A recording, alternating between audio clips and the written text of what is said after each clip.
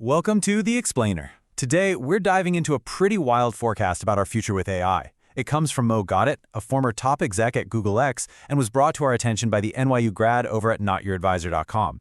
His prediction? Well, it's that the next 15 years are going to be hell, but right after that, they just might become heaven.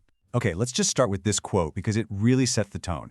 This is coming from a guy who was deep inside the AI revolution. He used to be an optimist, thinking we could steer this thing in the right direction, but not anymore. He's basically saying a period of chaos is baked in. There's no escaping it. So here's how he sees it all playing out. He's laid out a kind of timeline for us.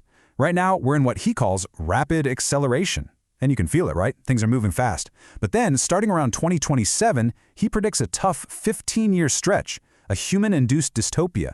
And here's the crazy part. On the other side of all that chaos, an AI-led utopia. Let's dig into what that even means. Now, when you hear AI dystopia, your mind probably jumps to the Terminator, right?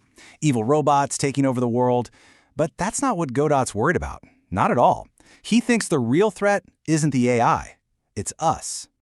Yeah, he puts it pretty bluntly. Think of AI as a giant megaphone. It doesn't have its own message, it just amplifies whatever we shout into it. And right now, he says we're shouting all our worst traits, our greed, our obsession with power and status. So the dystopia isn't AI-made, it's human-made, just supercharged with AI. So what does life in the dystopia actually look like? What would it feel like for you and me? Well, Gawdat breaks it down into two huge areas that are going to get hit hard: our jobs and our personal freedom. And you know, this is the argument you always hear, right? Every time a new technology comes along, people say, don't worry, it'll create new jobs. We've always adapted before, from farms to factories to offices. But Gawdat's take on that idea this time around? Well, it's pretty direct. Yeah, he doesn't mince words. So why is he so sure this time is different?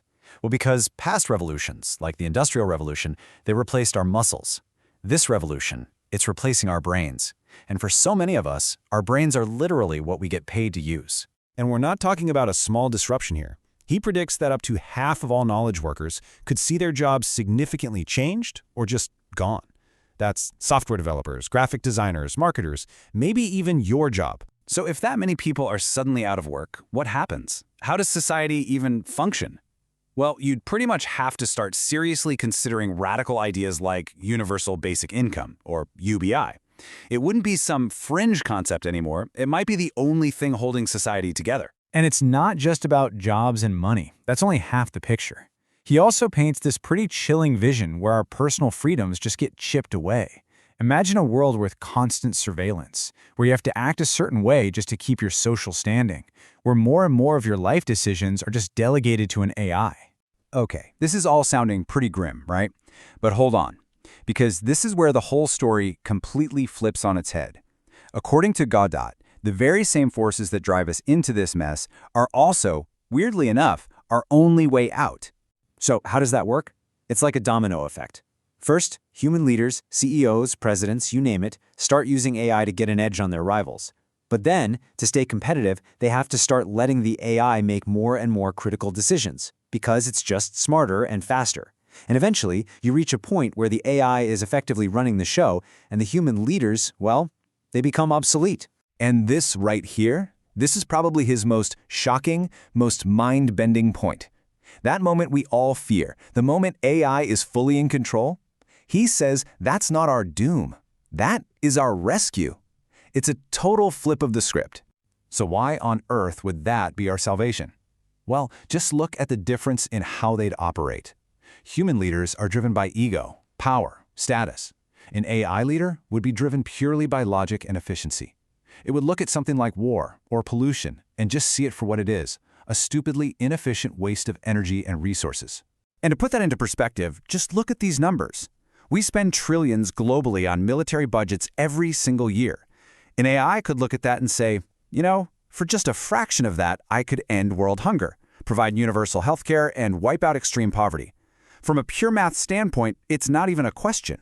So the result of all this? A potential utopia. A world of incredible abundance, where we're finally freed from the daily grind of just trying to survive. It would completely redefine human purpose. If you don't have to work, what do? You get to focus on connection, on creativity, on exploration, on just being human. Okay, That sounds pretty incredible, right? So that brings us to the big question. If this AI-led utopia is actually possible, why do we have to suffer through 15 years of dystopia to get there? Why can't we just skip ahead to the good part? What's the real barrier? And the answer, according to Gawdat, is devastatingly simple. It's us. The technology for a better world will be there. The resources will be there. The only thing standing in the way is our own mindset. We're just too stuck in our old ways of thinking about power, profit, and scarcity to choose a better path. And that leaves us with one final, provocative question that really gets to the heart of this whole thing. If a machine could genuinely build a better, safer, more abundant world for every single person, would we actually be able to let it? Could we, as humans, let go of the steering wheel, even if it means saving ourselves? That's the challenge ahead.